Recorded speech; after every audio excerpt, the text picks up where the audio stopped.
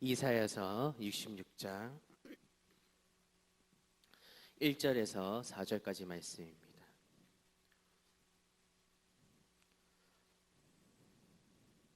제가 가진 성경, 구약 성경 1047페이지입니다. 이사야서 66장 1절부터 4절까지입니다. 우리 다 같이 합독하도록 하겠습니다. 여호와께서 이같이 말씀하시되 하늘은 나의 보좌요 땅은 나의 발등상이니 너희가 나를 위하여 무슨 고집 나의 안식할 초소가 어디랴. 나 여호와가 말하노라. 나의 손이 이 모든 것을 지어서 다 이루었느니라. 무릇 마음이 가난하고 심령에 통회하며 나의 말을 인하여 떠는 자 그 사람은 내가 권고하려니와 소를 잡아 드리는 것은 살인함과 다름이 없고 어린 양으로 제사 드리는 것은 개의 목을 꺾음과 다름이 없으며 드리는 예물은 돼지의 피와 다름이 없고 분향하는 것은 우상을 찬송함과 다름이 없이 하는 그들은 자기의 길을 택하며 그들의 마음은 가증한 것을 기뻐한즉 나도 유혹을 그들에게 택하여 주며 그 무서워하는 것을 그들에게 내가 말하여도 그들이 천종하지 않고 오직 나의 목전에 악을 행하며 나의 기뻐하지 아니하는 것을 택하였음이니라 하시니라. 아멘. 기도하겠습니다. 하나님 아버지 너무나 감사합니다. 오늘 거룩한 주의 또 봉사와 또 섬김을 통하여서 열심히 열정으로 섬기고 또 이렇게 오후 예배에 나온 우리 성도님들 예배드리게 하심에 너무나 감사합니다. 하나님께서 찬양을 드릴 때 은혜가 되게 하여 주시옵시고 또 말씀을 드릴 때 이 말씀을 통하여서 가슴속 깊이 새기는 귀한 성도님들이 될 수 있도록 주님이여 인도하여 주시옵소서. 부족한 종 단위에 세워주셨사오니 주님께서 지혜와 능력을 더해 주시어서 사람의 생각이 아니 주님께서 주시는 그 지혜로 말씀을 잘 선포할 수 있도록 주님 붙들어 주시옵소서. 감사하며 거룩하신 예수님 이름으로 기도합니다. 아멘. 오늘의 말씀의 제목은 여호와께서 돌보시는 사람이라는 제목으로 우리가 이 시간에 다 함께 은혜를 나누도록 하겠습니다. 어떻게 2019년도 올해 한 해 동안 다 잘 되셨나요? 다 잘 되셨나요? 열매가 있으셨어요? 네. 하나님의 돌보심으로 인해서 하나님께서 지켜주심으로 인해서 우리가 2019년 동안에 가족들이 다 건강하고 하는 모든 사업이나 직장 가운데서도 다 잘 된 줄로 믿습니다. 우리는 부족하고 한없이 연약한 사람들이에요. 그래서 하나님께서 우리를 한순간이라도 돌봐주시지 않으면 우리는 수없이 넘어지는 사람들입니다. 그러나 우리가 올해 한 해 동안 하나님께서 우리를 돌봐주시고 지켜주셨기 때문에 우리가 넘어지지 않고 하나님 그 앞에서 바르게 서려고 노력했던 우리들의 모습 우리가 기억했으면 좋겠습니다. 그래서 가장 귀한 복 중에 하나가 어떤 복이 있느냐? 그것은 바로 에베네셀의 복입니다. 그럼 여기서 에베네셀이라는 건 무엇이냐? 여호와께서 우리를 여기까지 도와주셨다라는 의미입니다. 우리가 2019년 동안 지금까지 오면서 지금까지 하나님께서는 우리를 돌봐주시고 도와주셨다라는 이야기입니다. 그래서 우리가 한없이 하나님께 감사하는 우리 귀한 성도님들이 다 되시기를 주님의 이름으로 축원합니다. 그러므로 우리가 이 세상 끝날까지 하나님의 보호하심을 받는 우리 성도들이 복된 성도들이고 또 믿음으로 승리하는 성도들이 복된 성도들인 줄로 믿습니다. 그래서 우리 사랑하는 양문교회 성도님들은 오늘 하나님께서 주시는 이 귀한 말씀을 통해서 함께 은혜를 받고 복된 성도님들이 다 되시고 하나님이 돌보시는 그 성도님들이 다 되시기를 주님의 이름으로 축원합니다. 에베네셀이라는 말이 나온 동기가 있습니다. 그 무엇이냐? 어디에서 어떻게 이 말이 나왔느냐? 바로 사무엘 선지자 그때에 이스라엘은 블레셋의 그 압제하에 있었던 상황이었습니다. 근데 그 상황 가운데 많은 괴롭힘과 어려움과 고난 이것들을 당하고 있었던 거예요. 근데 그때 사무엘이 느낀 것이 무엇이냐면 이렇게 우리가 블레셋의 압제를 당하는 그 가운데서 우리가 이렇게 어려움과 고난과 그런 문제들을 겪고 있는 이 모든 것의 문제, 근본적인 문제가 무엇이냐? 그것은 바로 하나님을 멀리 떠났기 때문이라고 생각을 했던 것입니다. 그래서 이 사무엘은 백성들을 미스바에 모이게 해서 회개 운동을 하게 만들었습니다. 그 소식을 듣고 갑자기 블레셋 군대들이 쳐들어오게 되는 거죠. 쳐들어오게 되면서 이때 사무엘이 하나님 앞에 부르짖고 기도할 때 하나님께서 하늘에서 그런 우레를 내리셔가지고 블레셋 군대를 저 멀리 떨어뜨리신 거예요. 그래서 사무엘은 미스바와 그 센 사이에 돌비를 세우고 뭐라고 불렀냐면 바로 에베네셀이라고 불렀던 것입니다. 하나님이 여기까지 우리를 도우셨다. 우리가 진실로 하나님 앞에 회개를 했더니 하나님께서 우리를 지금까지 여기까지 지켜주셨다. 돌보아 주셨다. 라고 해서 감사하는 마음으로 에베네셀이라는 그 돌비를 세우게 되는 것입니다. 하나님은 영원토록 살아계시기 때문에 지금 이 진리는 계속되고 있는 것입니다. 오늘 본문 말씀을 통해서 보니까 여호와의 성전에 나와 제사를 드리면서 무릇 마음이 가난하고 심령에 통회하며 내 말을 듣고 떠나는 자 그 사람은 내가 돌보시겠다고 말씀을 하셨어요. 하나님께서는 한 번 우리를 돌보시겠다, 한 번 우리하고 약속하신 거에 대해서는 그 어떠한 무슨 일이 있다 할지라도 하나님께서는 변함없이 우리를 돌봐주신다라는 것입니다. 그래서 다윗은 시편 46편 1절 이하의 말씀에 나오고 있는데 우리 다 같이 한번 합독하도록 하겠습니다. 시작. 하나님은 우리의 피난처시여 힘이시니 환난 중에 만날 큰 도움이시라. 아멘. 그러므로 땅이 흔들리든지 땅이 지진이 나든지 화산이 터지든지 산이 흔들리든지 바닷물이 솟아나든지 뭘 하든지 그거와 상관없이 하나님께서는 우리를 지켜주신다는 거예요. 그러면 우리가 진정 하나님의 그 돌보심을 받으려면 과연 어떤 사람이 되어야 할까요? 우리가 오늘 본문 말씀을 통해서 이 시간에 함께 생각하고 은혜를 나누도록 하겠습니다. 첫 번째로는 하나님이 돌보시는 사람이 되려면 예배하는 사람이 되어야 된다라는 것입니다. 오늘 본문 말씀 1절 우리 다 같이 합독하도록 하겠습니다. 시작. 여호와께서 이같이 말씀하시되 하늘은 나의 보좌요 땅은 나의 발등상이니 너희가 나를 위하여 무슨 집을 지었고 나의 안식할 처소가 어디랴. 아멘. 이 말씀은 여호와의 성전을 가리켜서 하신 말씀인 거예요.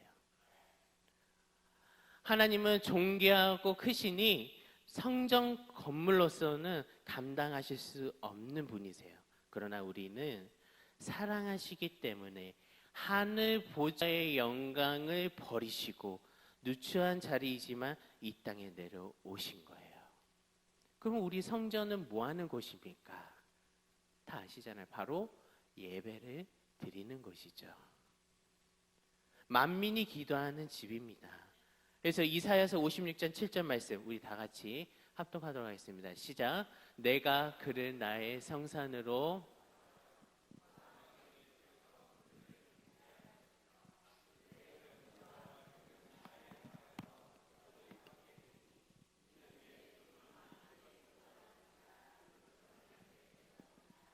아멘. 성전은 만민이 하나님께 예배하고 기도하는 집이라고 말씀을 하고 있는 거세요. 오늘날 교회에서 예배를 드리고 모여서 기도하는데 여기에 우리가 빠지면 안 된다는 거예요. 시편 50편 5절 말씀에 보면 이렇게 나와 있어요. 나의 성도들은 내 앞에 모으라. 그들은 제사로 나와 언약한 이들이니라. 이렇게 말씀하셨어요. 하나님의 이 백성들은 하나님과 제사로 언약된 사람들이라는 말씀인 거예요.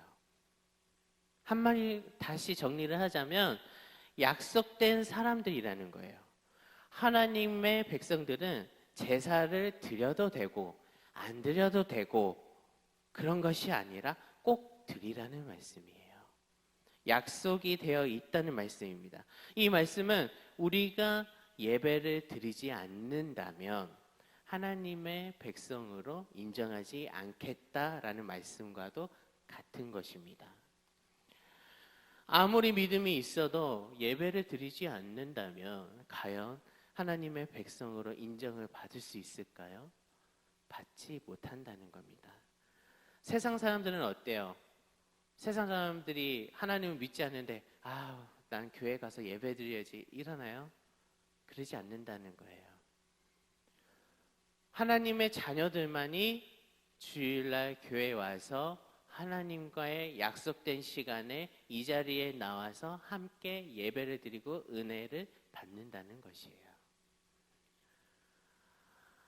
믿음을 떠난 사람들도 예배를 드리지 않습니다. 그래서 환난과 고난과 핍박이 온다 할지라도 예배를 드리려고 상처받은 심령으로 우리는 주님 앞에 나오는 거예요.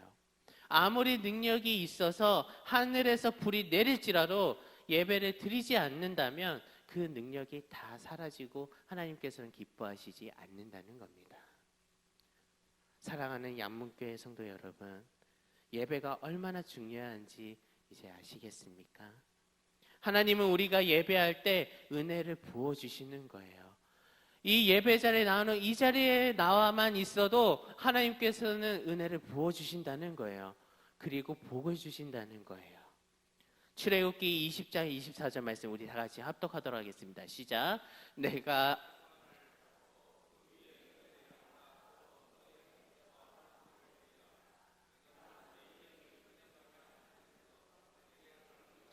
복을 주리라. 아멘. 그래서 히브리서 4장 16절 말씀에 이렇게 말씀하고 계세요. 그러므로 우리는 긍휼하심을 받고 때를 따라 돕는 은혜를 얻기 위하여 은혜의 보좌 앞에 담대히 나아갈 것이라. 이렇게 말씀하고 있는 거예요. 우리는 때를 따라 돕는 은혜를 받기 위해서 은혜의 보좌 앞에 담대히 나아가 예배를 드려야 한다는 것입니다. 교회에서나 가정에서나 직장에서나 공적으로나 개인적으로나 우리가 예배를 잘 드려야 하나님께서 기뻐하시고 또 우리를 돌봐주신다는 것을 믿으시기 바랍니다. 솔로몬이 1000번제를 드렸죠. 열왕기상 3장 5절 말씀에 보면 기브온에서 밤에 여호와께서 솔로몬의 꿈에 나타나시니라. 하나님이 이르시되 내가 내게 무엇을 줄고 너는 구하라. 이렇게 말씀하셨어요. 솔로몬이 하나님께 1000번제를 드렸어요. 1000번제를 드렸더니 하나님께서 나타나셔가지고 내가 내게 무엇을 줄고 이렇게 물으셨던 거예요. 하나님은 솔로몬에게 지혜와 그리고 부귀영화까지 주신 거예요. 예배는 참 귀한 것입니다. 믿음의 기본은 바로 예배인 것이에요. 축복의 비결도 바로 이 예배인 거예요. 우리가 이것을 기억하고 우리가 예배를 더욱더 소중히 여기고 우리가 예배에 나올 때 그 마음가짐을 더욱더 잘 바르게 하나님이 기뻐하시는 그 예배자로서 이 예배에 나오시는 우리 귀한 성도님들이 다 되시기를 주님의 이름으로 축원합니다. 두 번째로는 마음이 가난해야 하나님께서 돌봐주신다는 겁니다. 2절 말씀 우리 다 같이 합독하도록 하겠습니다. 시작. 나 여호와가 말하노라.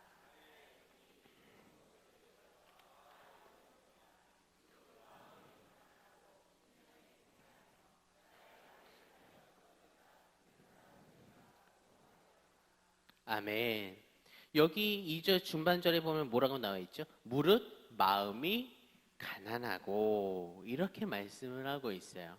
그럼 여기에서 가난하다라는 이 것은 무엇을 가리키는 것일까요? 그것은 바로 오직 하나님만 의지하는 사람들을 가리키는 것입니다. 나는 연약하며 하나님의 도우심이 없이는 살아갈 수가 없다고 믿는 사람들인 거예요. 우리는 하나님의 도움이 있어야, 도우심이 있어야 되고 돌보심이 있어야만 우리가 살아갈 수 있는 사람들이잖아요. 그래 넘어지지 않잖아요. 그래야 어떠한 꾀임에도 넘어가지 않잖아요.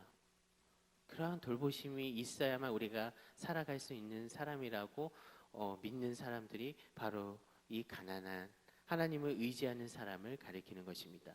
예수님께서도 이렇게 말씀하셨어요. 마태복음 5장 3절 말씀해 보시면 심령이 가난한 자는 복이 있나니 천국이 누구의 것임이라고 말씀하셨죠? 그들의 것임이라고 말씀하셨잖아요. 다윗도 시편 42편 1절 말씀에 사슴이 시냇물을 찾기에 갈급함 같이 내 영혼이 주를 찾기에 갈급하나이다. 이렇게 고백을 했어요. 우리가 세상의 것으로 모든 것을 채울 수 있다고 생각하고 아쉬울 것이 없다라는 교만한 태도가 되어서는 안 된다는 거예요. 사슴이 갈급하여 시냇물을 찾듯이 우리의 영혼이 갈급해서 우리는 주님을 찾아야 할 것입니다. 천국은 아무나 누리는 것이 아닙니다. 하나님 아니고서는 살 수가 없다는 그 심정이 아니고는 우리가 천국을 누릴 수가 없는 거예요. 그래서 부자가 천국에 들어가기가 낙타가 그 바늘기로 들어가기보다 어렵다고 말씀하시잖아요. 그러나 사람이 할 수 없는 것을 하나님께서는 하실 수 있다고 말씀하고 있어요. 마음이 가난한 자는 천국에 들어가게 하셨다는 거예요. 우리는 하나님이 나의 전부가 되지 않고서는 천국을 누릴 수가 없는 것입니다. 우리들의 마음이 가난하면 찬송이 저절로 나오고 기도가 저절로 되어져요. 하나님께 항상 감사해요. 마음이 가난하면 기도하면 자꾸 눈물이 나요. 가진 것이 아무것도 없어도 죄인인 나를 택하셔서 그 예수 믿게 하신 것만 생각하면 찬양이 나오고 감사가 나오고 눈물이 나와요. 오직 그 주님 한 분만으로 만족한다면 그는 진정 심령이 가난한 사람이라고 말할 수가 있는 것입니다. 그래서 하박국 선지자가 이렇게 얘기하고 있죠. 하박국 3장 17절에서 18절 말씀에 보시면 비록 무화과 나무가 무성하지 못하며 포도나무에 열매가 없으며 감람나무에 소출이 없으며 밭에 먹을 것이 없으며 우리의 양이 없으며 외양간에 소가 없을지라도 나는 여호와로 말미암아 즐거워하며 나의 구원의 하나님으로 말미암아 기뻐하리로다. 아무것도 없어도 오직 주님만 있으면 기뻐한다는 거예요. 요즘 쓰레기가 굉장히 많이 쌓여져 있죠. 바다에 또 이렇게 땅에 이런 쓰레기들이 굉장히 많이 있습니다. 이처럼 내 영혼에 복되지 않는 온갖 세상 쓰레기 같은 것들을 더 이상 사랑하지 말아야 된다는 거예요. 사랑하는 양문교회 성도 여러분, 하나님만 사랑하시기 바랍니다. 하나님만 사모하시기 바랍니다. 이것이 하나님의 돌보심을 받는 성도인 줄 믿습니다. 세 번째로는 통회하는 사람은 하나님을 돌보신다고 말씀하고 계세요. 본문 2절 말씀에 보면 이렇게 나와 있죠. 뭐라고 나와 있냐면 심령에 통회하며 이렇게 나와 있습니다. 여기에서 통회란 과연 무슨 뜻입니까? 바로 죄에 대해서 깊이 슬퍼하고 그 죄에 대해서 하나님 앞에 내려놓고 회개한다는 뜻입니다.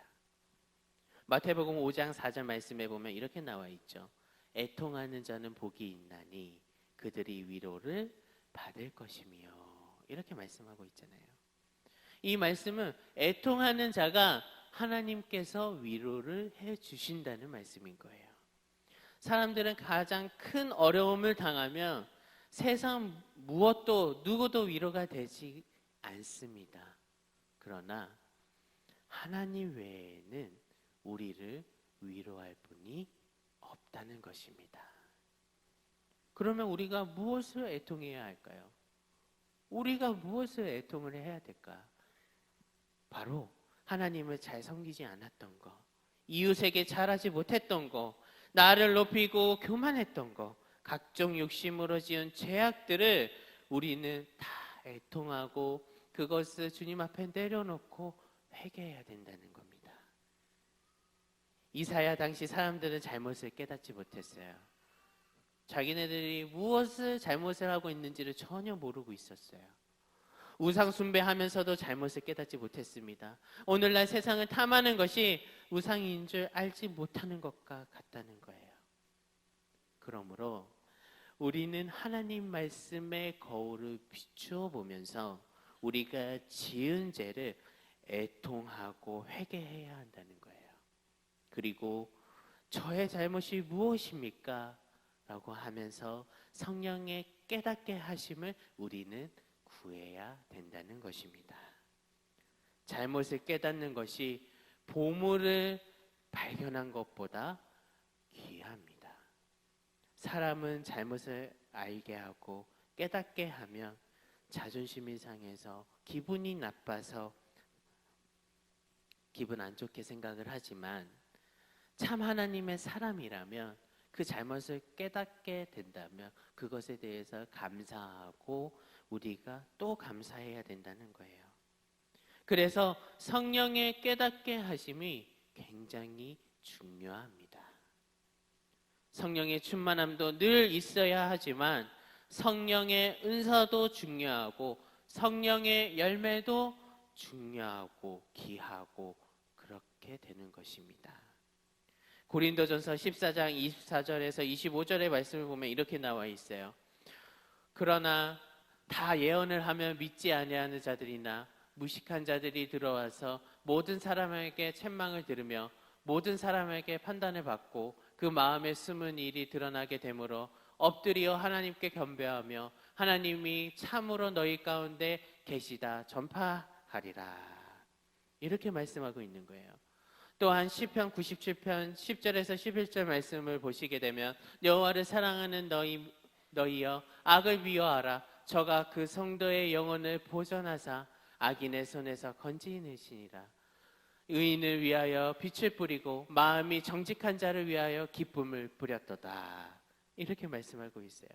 우리가 계속 애통하고 회개하면서 나아간다면 내 마음과 삶에 밝은 빛이 비춰진다는 것입니다. 기쁨이 옵니다. 소망이 생깁니다. 형통함이 옵니다. 하나님이 기뻐하십니다. 우리가 이것을 기억하며 이번 한 주간 동안 살아갈 때 우리가 깨닫고 우리가 회개하며 내 마음과 내 삶 가운데 밝은 빛이 비춰지시기를 주님의 이름으로 축원합니다. 네 번째로는 하나님의 말씀을 듣고 떠는 자를 돌보십니다. 본문 2절 말씀에 보면 내 말을 듣고 떠는 자 그 사람은 내가 돌보려니와. 이 부분을 세번역 성경에서 보게 된다면 나를 두려워하고 내 말을 따르는 사람, 이런 사람이 내가 좋아하는 사람이다 라고 번역이 되어져 있습니다. 하나님의 말씀을 삼가 듣고 순종하는 사람을 말하는 거예요. 하나님을 두렵게 생각하고 하나님을 그렇게 높이는 것을 의미하는 거예요. 사람들이 웃 어른인데도 호인이라고 무시하는 경향이 있습니다. 그런 습관이 하나님을 사랑의 하나님이라고 무시하는 경향으로 오염이 되고 있습니다. 하나님께서는 그런 것을 기뻐하지 않으시고 하나님께는 그런 것이 절대 통하지가 않습니다. 하나님이 우리들의 아버지이시고 사랑의 하나님이시고 좋으신 분이라고 할지라도 하나님을 무시하면 안 된다는 거예요. 그만큼 우리에게 손해라는 겁니다. 하나님의 그 질서의 하나님이신데 가정에서도 남편을 무시하시는 분은 없으시겠죠? 네. 가정에서도 남편을 무시하면 그 가정을 바로 서지를 못하고 질서와 예의가 무너지게 되는 것입니다. 교회도 마찬가지입니다. 질서가 파괴가 되면 교회가 무너지게 되고 교회가 손해가 되는 것입니다. 우리가 예수님을 우리의 머리로 인정한다면 더욱더 겸손하고 그리고 예수님을 경외하고 사랑하고 순종하는 자세를 가져야 할 것입니다. 옛날에 평안북도 정주에 그 예수를 잘 믿는 백사겸이라는 그런 농부가 있었습니다. 근데 그 당시 그 지역에 외국 선교사가 찾아왔어요.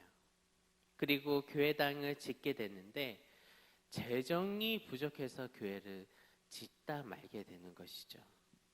근데 그때 백사겸이 1000평 정도 되는 자신의 땅을 전부 팔아서 뭘 했냐면 교회당을 짓는데 보탰다는 겁니다.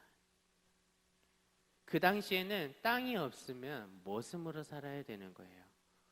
그 말은 뭐냐면 가난하게 살아야 된다는 것입니다. 선교사가 이렇게 물었어요. 그럼 당신은 이제 무엇을 먹고 삽니까? 그랬더니 백사겸이가 이렇게 이야기합니다. 먹고 살 것이 없습니다. 그래서 선교사는 이 백사겸을 교회에 사찰로 세웠어요. 사찰로 세우고 그의 아들을 평양에 데려다가 공부를 시켰습니다. 그 아들은 그 후에 미국으로 유학을 보내서 프린스턴 신학교와 프린스턴 대학원을 졸업하게 되었어요. 그리고 예일 대학에서 철학 박사 학위를 받고 신학 박사 학위까지 받고 귀국을 했습니다. 그리고 그분이 바로 누구냐면 연세대학교 총장이었고 6.25 때 우리나라 문교부 장관을 지낸 백낙준 박사입니다. 그가 그렇게 된 것은 아버지가 그 하나님의 말씀을 확신하고 주의 몸된 성전을 위해서 자기의 땅을 다 팔아가지고 교회당을 짓게 하고 완공되게 하고 헌신하니까 하나님께서는 그 아들에게 복을 주셨다는 거예요. 진정 하나님의 말씀을 확신하고 믿는다면 항상 듣는 그 하나님의 말씀이라도 가볍게 생각하거나 무시하지 마시기 바랍니다. 우리가 이것을 기억하고 우리가 매주에 듣는 그 담임 목사님의 그 말씀 가운데 정말 내가 한 단어라도 우리가 깊이 생각하고 그냥 가볍게 지나치지 않고 계속 생각하고 묵상함으로써 우리가 깨달음을 얻는 우리 양문교회 성도님들이 다 되시기를 주님의 이름으로 축원합니다. 5번째는 불러도 대답하지 않고 말하여도 듣지 않는다면 하나님은 어떻게 하실까요? 오늘 본문 4절 말씀에 보면 이렇게 나와 있습니다. 우리 다 같이 합독하겠습니다. 시작. 나도 유혹을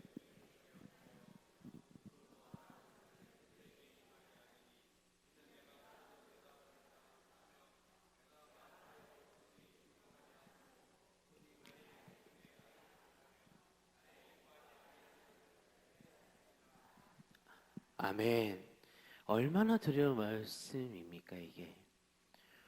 하나님이 불러도 대답하지 않으며 하나님이 말씀하여도 그들이 듣지 않고 하나님의 목전에서 악을 행하여 하나님이 기뻐하지 아니하는 것을 했다고 말씀하고 있는 거예요. 또 하나님 앞에서 제사를 하는 것은 형식적으로 하고 바른 마음으로 하지 않을 때 그렇게 하신다고 말씀을 하셨습니다. 예배를 잘 드리면 복을 받고 예배를 잘못 드리면 복을 받지 못합니다. 이 원리는 어디에서부터 나오는 것이냐? 가인과 아벨 때부터 이 태초의 진리입니다. 본문 3절 말씀 우리 다 같이 합독하겠습니다. 시작. 소를 잡아 드리는 것은 어린 양으로 제사를 드리는 것은 개의 목을 꺾음과 다름이 없으며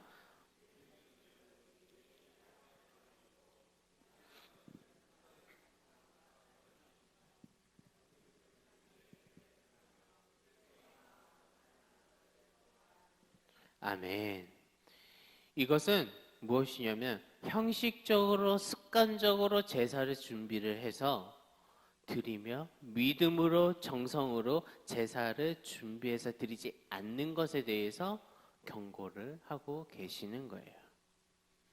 우리가 예배를 드릴 때 형식적으로 우리 주일날이니까 그냥 가서 예배 드려야겠구나 라는 형식적인 예배가 아니라 그 예배를 주일날 와서 드리기 위해서는 우리가 준비를 해야 된다는 거예요. 그 무엇을 준비를 해야 되는 것이냐? 복장이라든지 뭐 사소하게 보자면 신발, 양말, 뭐 헌금 이런 것들을 준비를 하는 거예요. 이런 것들을 정말 정성으로 준비를 하는데 더 중요한 것이 있습니다. 그것이 무엇일까요? 바로 내 마음가짐입니다. 내가 하나님을 만나러 주일날 가야 되는데 내 마음이 주님 앞에 있지 않는다면 과연 그게 진정으로 내가 예배를 잘 드리고 있는 것일까? 라는 질문을 던졌을 때 대답을 아마 못할 것입니다. 우리가 하나님 앞에 예배를 드리는데 내 온 몸과 마음을 다해서 진정과 신령으로 예배를 드려야 되는데 그렇게 준비하지 않고 형식적으로 와서 예배 드린 날이니까 와서 예배 드려야겠다라는 생각으로 와서 예배를 드린다면 하나님께서는 기뻐하시지 않는다는 거예요. 우리는 진짜 진심으로 우리가 신령과 진정으로 예배를 잘 드려야 되는 거예요. 형식적으로 드리지 말고 우리가 마음과 뜻을 다해서 하나님이 기뻐하시는 그 예배자로서의 그 자세로 주일날 나와서 예배를 드려야 된다는 거예요. 우리는 하나님이 부르실 때 겸손하게 대답하고 순종하는 사람이 되어야 하겠습니다. 예수님의 제자들은 예수님이 부르실 때 배와 그물을 버려두고 즉시 예수님을 따라갔어요. 그들의 생계가 바로 이 고기잡인데 그 생계를 뿌리치고 예수님을 따라간 거예요.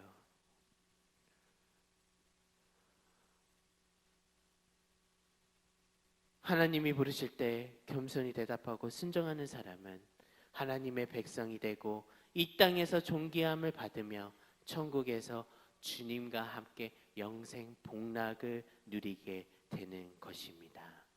그래서 신명기 30장 15절 이하의 말씀을 보면 이렇게 나와 있어요. 보라 내가 오늘 생명과 복과 사망과 화를 내 앞에 두었나니 곧 내가 오늘 내게 명령하여 내 하나님 여호와를 사랑하고 그 모든 길로 행하며 그의 명령과 규례와 법도를 지키라는 것이라.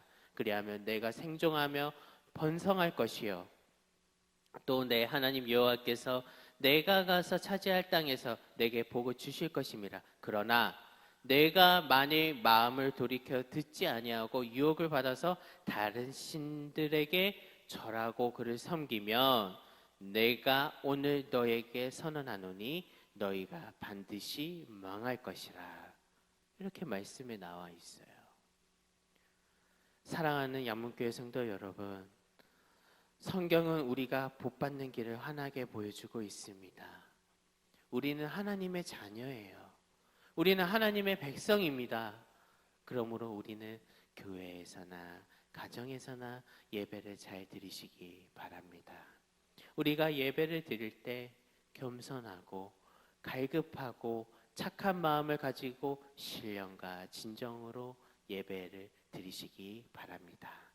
또 하나님을 섬기고 하나님이 원치 않는 것을 했다면 그것을 주님 앞에 내려놓고 회개하고 멀리하여 하나님을 높이고 그 말씀을 삼가 듣고 순종하시기 바랍니다. 그래서 하나님께서 항상 돌보시는 가장 복된 성도들이 다 되시기를 주님의 이름으로 축원합니다. 우리 시간에 다 함께 통성으로 기도하겠습니다. 하나님, 저희들이 정말 하나님이 원하시는 예배자로서 그 예배자의 그 마음가짐으로 예배를 잘 드리는 저희들이 다 되게 하여 주시옵소서. 마음이 가난한 성도가 되게 하여 주시옵시고 애통하고 회개하는 저희들이 다 되게 하여 주시옵소서. 하나님의 말씀을 듣고 떨며 순종하는 저희들이 다 되게 하여 주시고 예수 믿고 구원받고 예수 믿고 축복받는 저희들이 다 되게 하여 주시옵소서. 하나님이 항상 돌보시는 하나님께 사랑받는 저희들이 다 되게 해달라고 우리 다 함께 주여 한번 외치고 통성으로 기도하겠습니다. 주여